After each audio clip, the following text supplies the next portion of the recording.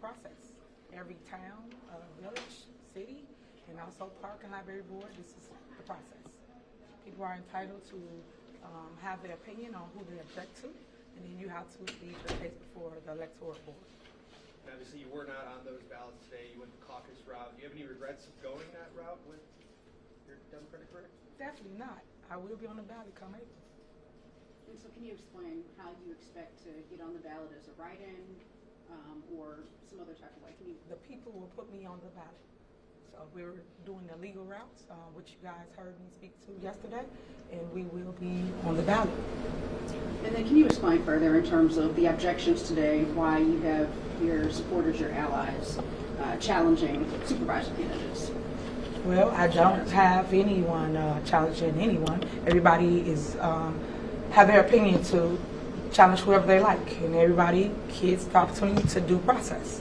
So I'm going to let them speak this evening, and they can tell you how the process goes. As it relates to you running for office, you got to make sure your paperwork's tight. Paperwork's not tight, people can challenge you and say, hey, I want to challenge this person because they don't have enough signatures, or they forgot to file a certain form. Things of that nature is what people challenge one another on this evening. Okay, so you're saying that you didn't ask allies, supporters to challenge the various candidates. It was on their own? Yes, it was on their own. I do not have to do that. Everyone knows this process, and anyone can challenge anybody. As you can see, you saw people willing and dealing today. I've checked to people that was trying to knock someone off the ballot, but then they wanted to say conflict of interest. So saw that with your own two eyes.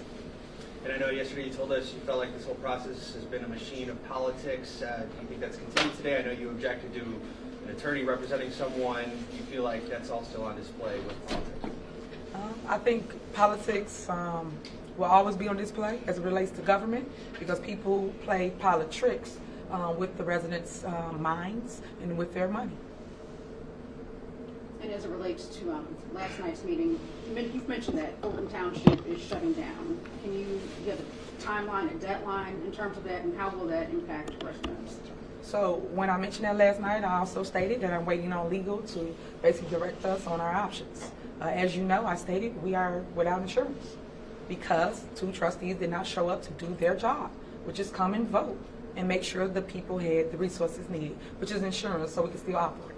So what does that mean? People jobs are at stake. If we shut down, we got over 100-some employees. Where they gonna go? It's the holiday season. I do have a heart. That's why you still see us constantly operate, despite us not having insurance.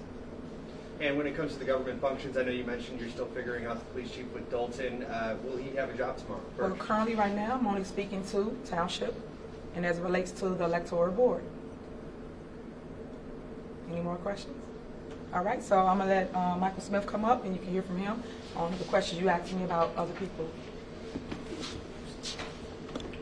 As it relates to being an objector, I am a duly qualified registered voter here in Thornton Township, a taxpayer, and as my objection says, I want to see that the process is followed legally. That's why I submitted objections. I submit objections every election cycle. This is not the first time, but to throw a punch at the supervisor, I find very critical or funny.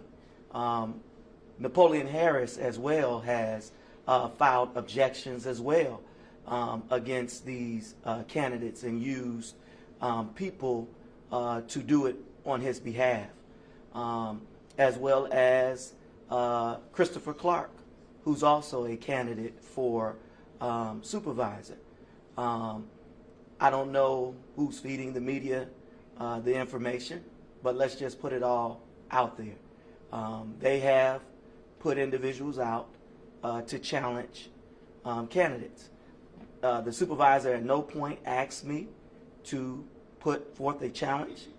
I did my due diligence. I requested every person that submitted their nomination papers for whatever office they were seeking. I got them. I did my due diligence in looking through each nomination paper, and I filed my objection. As stated before, I think we ought to stick to the facts of the whole matter. We have individuals that are running for office that are not qualified. Mr. Napoleon Harris is not a duly qualified resident in Thornton Township. I think those are some of the issues that I would ask the media to look into. He is a Flossmoor resident and have been for several years. Thank you. I do have another question. On December the 17th, when the board meets again, will the decision be made? What was the process that will take place then on Well, the 17th of December? I pray that they show up to the board meeting because right now we don't have insurance. So I hope it don't take that long to have a meeting. I will continue to call special board meetings so that we can clear up our issues so that our staff and our residents can have the resources they need to succeed.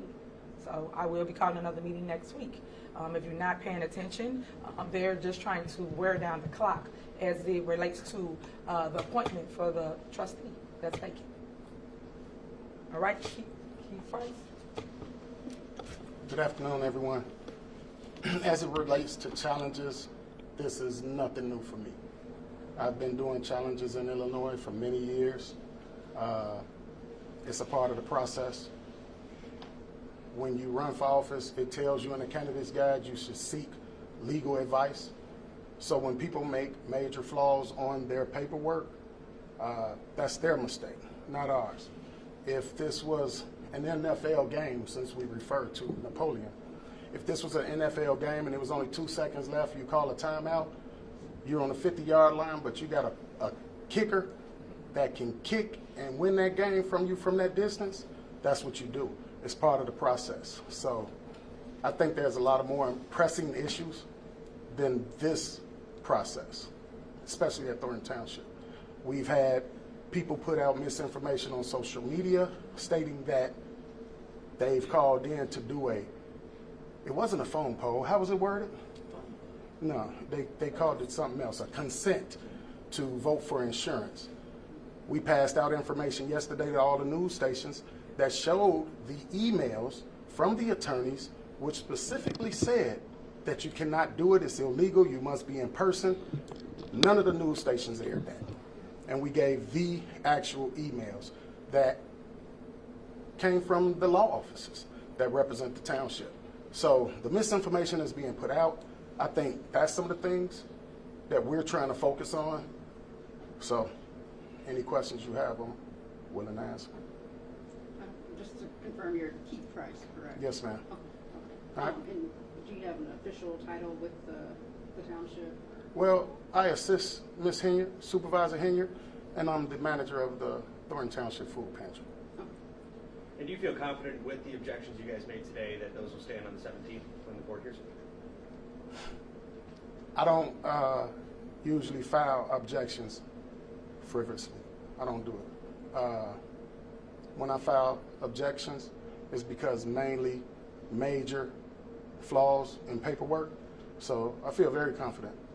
Actually, 2 people are gone already that never even got called because of major flaws. So I don't just put in shotgun challenges. I put in good, thorough, check challenges. All right, thank you guys. Appreciate it. Take care. All right, you too. Thanks. Did you have a question? Yeah, we'd like to talk to you next year. Thank you. How you guys doing today? Doing well. How are you? Pretty good, pretty You can good. just start with